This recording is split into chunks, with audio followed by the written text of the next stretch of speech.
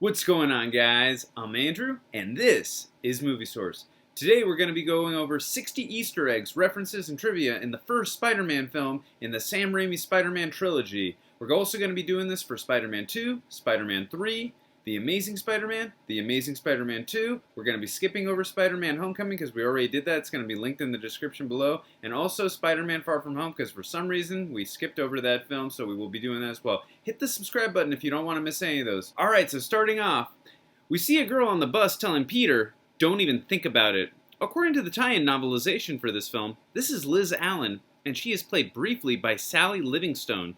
She would later be Peter's love interest in Spider-Man Homecoming and be played by Laura Harrier.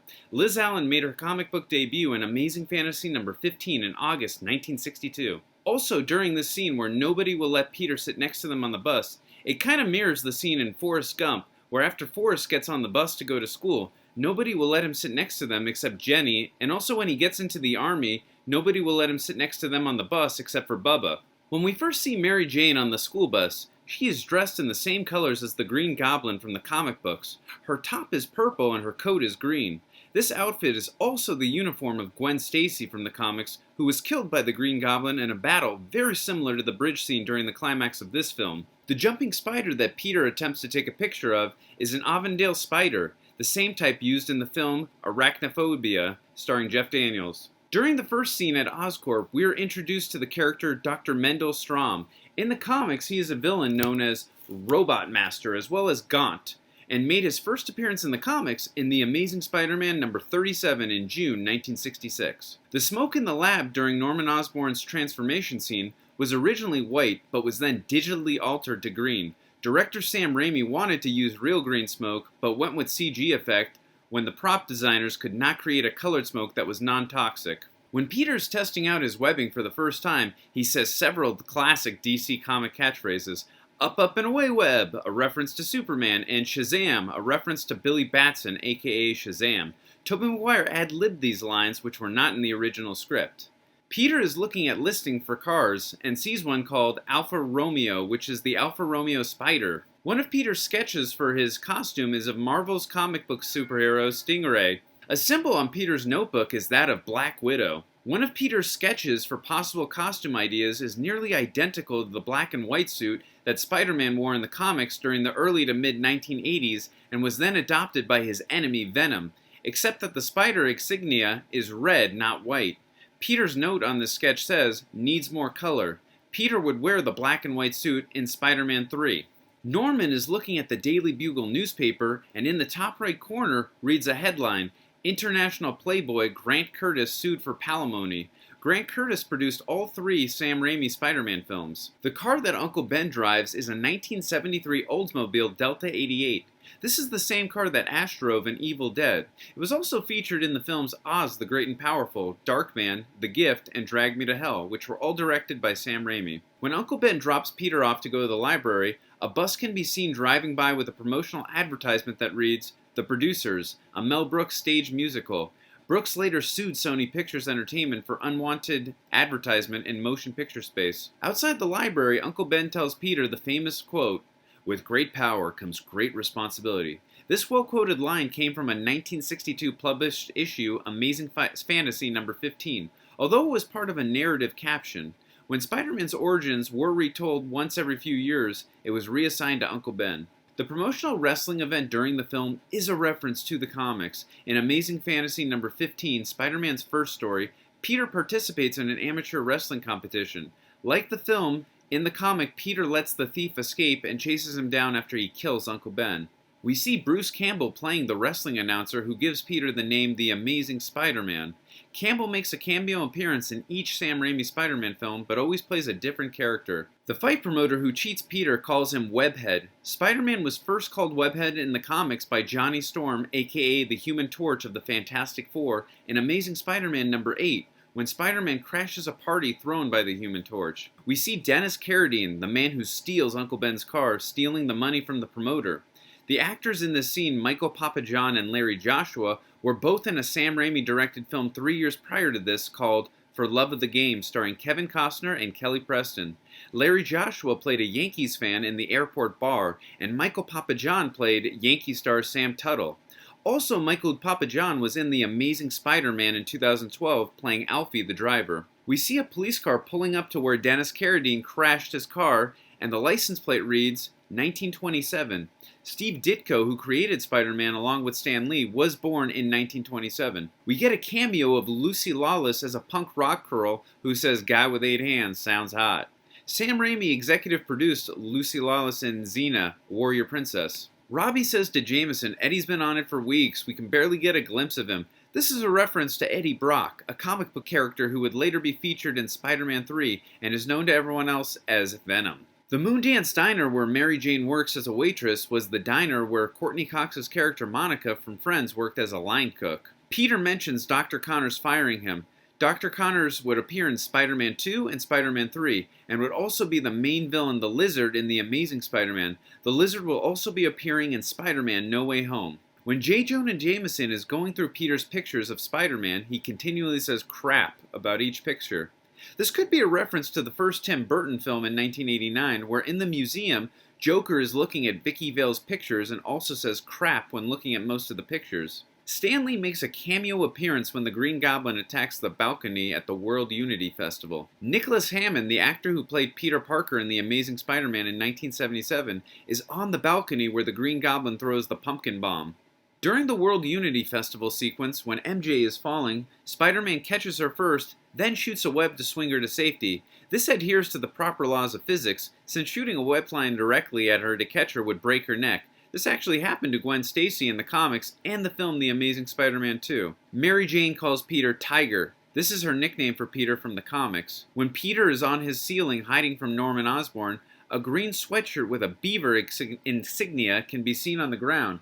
This is a sweatshirt from Sam Raimi's childhood camp, Tamaqua. In addition to both Peter Parker and Norman Osborn wearing their enemies' colors during the Thanksgiving dinner scene, Harry Osborn is seen wearing all of the colors of both characters.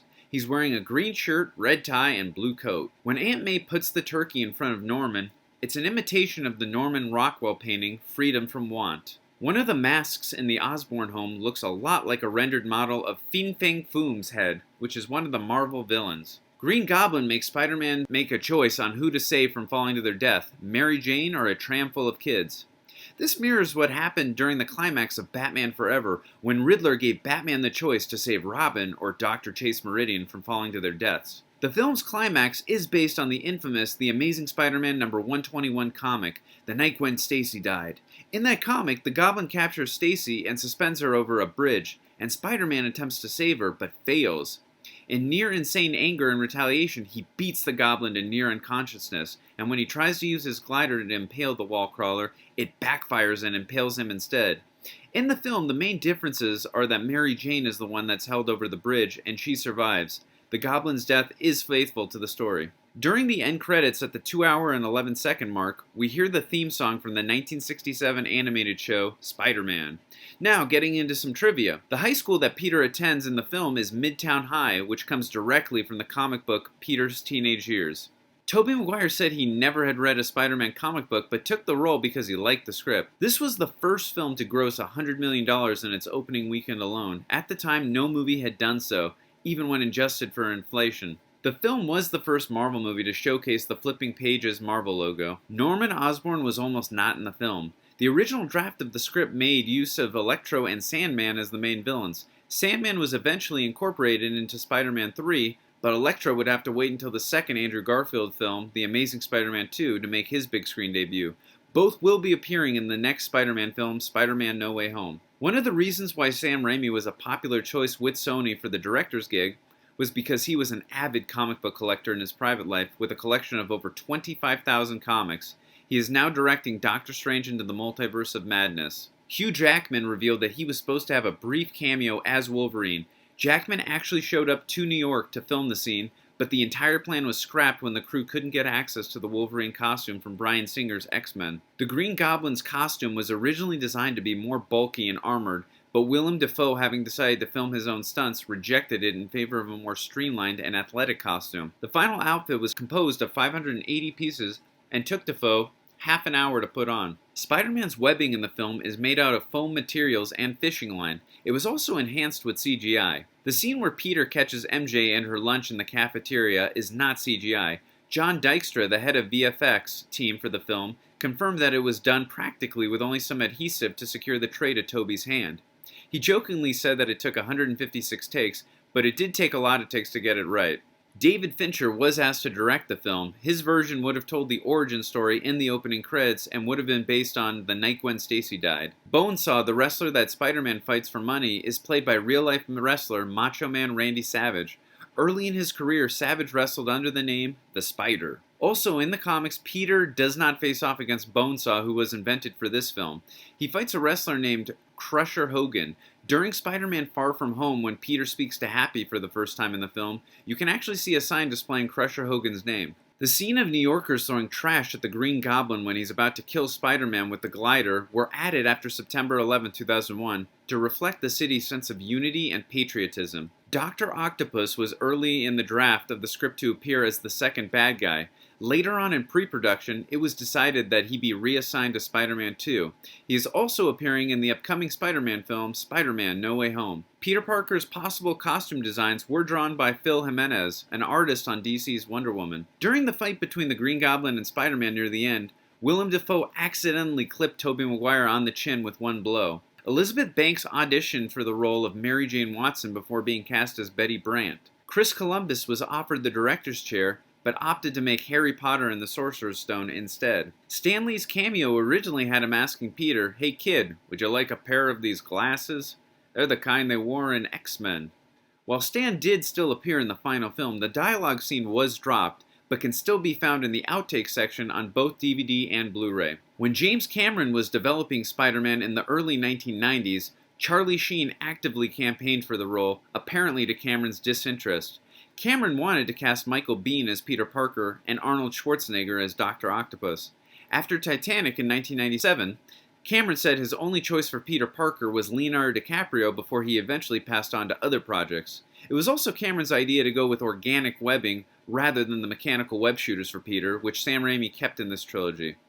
This was Cliff Robertson's first film for Columbia Pictures in 25 years. The studio had blacklisted him since 1977, when it was he who discovered that his own signature had been forged on a check written by a studio executive, which he was using to embezzle money from them.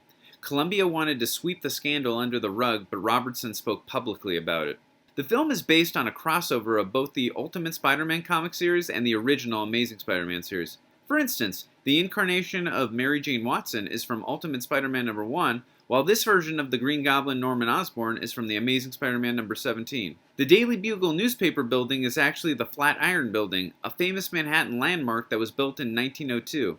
In the comics, the building is located on East 38th Street and 2nd Avenue. Alright guys, well that's going to do it for this video. Were there any Easter eggs, references, and trivia that we were missing? If so, let us know in the comment section. We'd love to hear your thoughts. As we mentioned at the beginning of this video, we are going to be doing this for all the Spider-Man films except for Spider-Man Homecoming, because we already have done that. It's going to be in the description below. And if you don't want to miss any of those videos, hit the subscribe button. If you did enjoy this video, please hit the like button. We would enjoy it. We would appreciate that. And until Spider-Man 2, we will see you guys next time.